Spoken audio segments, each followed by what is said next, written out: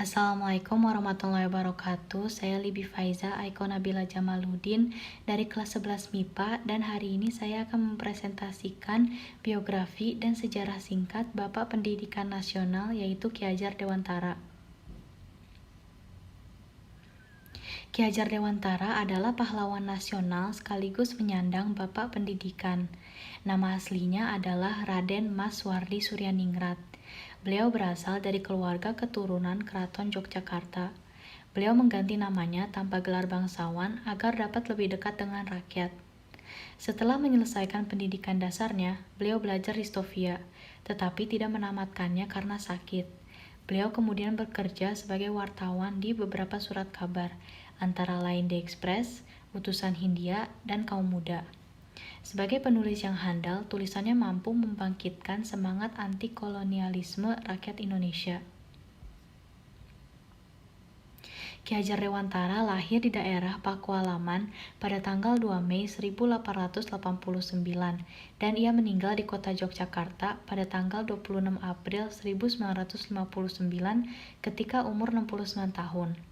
Ki Hajar Dewantara diangkat menjadi pahlawan nasional yang kedua oleh Presiden Republik Indonesia yang pertama, Soekarno, pada tanggal 28 November 1959 menurut Surat Keputusan Presiden Republik Indonesia nomor 305 tahun 1959.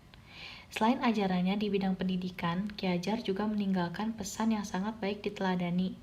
Pesan tersebut kini dapat dilihat pada Museum Sumpah Pemuda di Jalan Kramat Raya, Jakarta.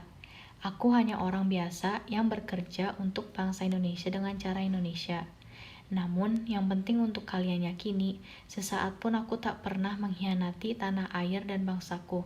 Lahir maupun batin, aku tak pernah mengkorup kekayaan negara. Masa muda dan awal karir.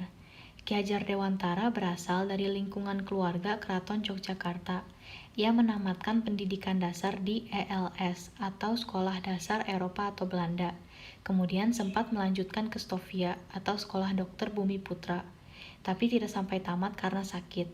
Kemudian ia bekerja sebagai penulis dan wartawan di beberapa surat kabar, antara lain Sedio Tomo, Midun Java, The Express, Utusan Hindia, Kaum Muda, Cahaya Timur, dan Pusara. Pada masanya, ia tergolong penulis handal.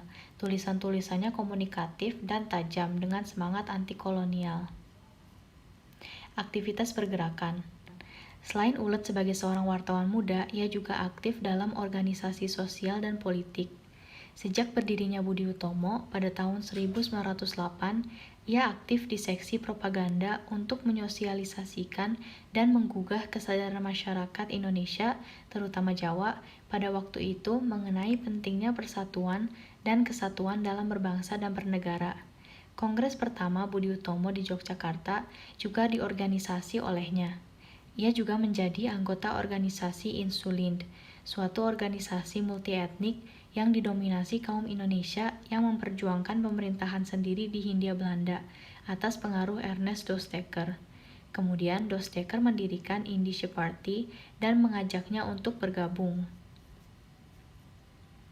Als ik een Nederlander was. Sewaktu pemerintah Hindia Belanda berniat mengumpulkan sumbangan dari warga, termasuk pribumi, untuk perayaan kemerdekaan Belanda dari Prancis pada tahun 1913, timbul reaksi kritis dari kalangan nasionalis termasuk Suwardi.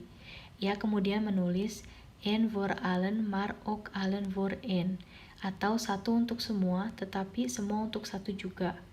Namun, kolom Ki Hajar Dewantara yang paling terkenal adalah Seandainya Aku Seorang Belanda, yang judul aslinya adalah Als ik een Nederlander was, dimuat dalam surat kabar The Express pimpinan Dosteker pada tanggal 13 Juli 1913. Isi artikel ini terasa pedas sekali di kalangan pejabat Hindia Belanda. Kutipan tulisan tersebut antara lain sebagai berikut. Sekiranya aku seorang Belanda, aku tidak akan menyelenggarakan pesta-pesta kemerdekaan di negeri yang telah kita rampas sendiri kemerdekaannya. Sejajar dengan jalan pikiran itu, bukan saja tidak adil, tetapi juga tidak pantas untuk menyuruh si Inlander memberikan sumbangan untuk dana perayaan itu. Ide untuk menyelenggarakan perayaan itu saja sudah menghina mereka, dan sekarang kita keruk pula kantongnya. Ayo teruskan saja penghinaan lahir dan batin itu. Kalau aku seorang Belanda, hal yang terutama menyinggung perasaanku dan kawan-kawan sebangsaku ialah kenyataan bahwa inlander diharuskan ikut mengongkosi suatu kegiatan yang tidak ada kepentingan sedikit pun baginya. Akibat tulisan ini, ia ditangkap atas persetujuan Gubernur Jenderal Edinburgh dan akan diasingkan ke Pulau Bangka atas permintaannya sendiri. Namun demikian kedua rekannya, Dosteker dan Cipto Mangunkusumo, memprotes dan akhirnya mereka bertiga diasingkan ke Belanda pada tahun 1913. Ketiga tokoh ini dikenal sebagai tiga serangkai. Suwardi kala itu baru berusia 24 tahun. Dalam pengasingan di Belanda, Suwardi aktif dalam organisasi para pelajar asal Indonesia, yaitu Perhimpunan Hindia.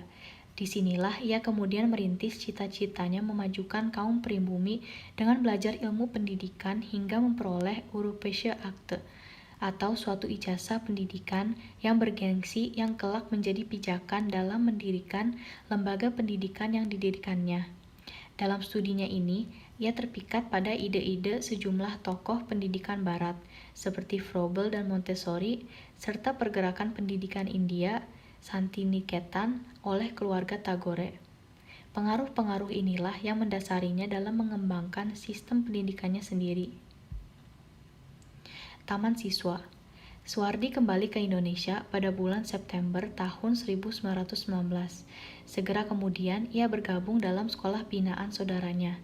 Pengalaman mengajar ini kemudian digunakannya untuk mengembangkan konsep pengajar bagi sekolah yang ia dirikan pada tanggal 3 Juli 1922, yaitu Perguruan Nasional Taman Siswa. Saat ia genap berusia 40 tahun menurut hitungan penanggalan Jawa, ia mengganti namanya menjadi Ki Hajar Dewantara. Ia tidak lagi menggunakan gelar kebangsawanan di depan namanya.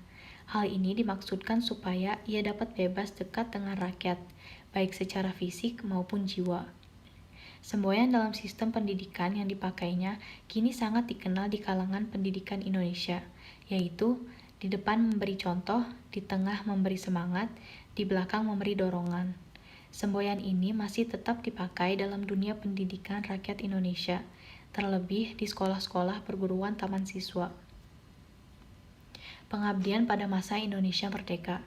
Dalam Kabinet pertama Republik Indonesia, Ki Hajar Dewantara diangkat menjadi Menteri Pengajaran Indonesia. Posnya disebut sebagai Menteri Pendidikan, Pengajaran, dan Kebudayaan yang pertama.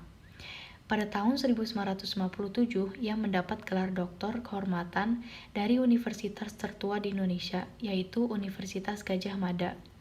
Atas jasa-jasanya dalam merintis pendidikan umum, ia dinyatakan sebagai Bapak Pendidikan Nasional Indonesia, dan hari kelahirannya dijadikan Hari Pendidikan Nasional. Ia meninggal dunia di Yogyakarta pada tanggal 26 April 1959 dan ia dimakamkan di Taman Wijaya Brata. Sekian dari saya, kurang lebihnya mohon maaf. Wassalamualaikum warahmatullahi wabarakatuh.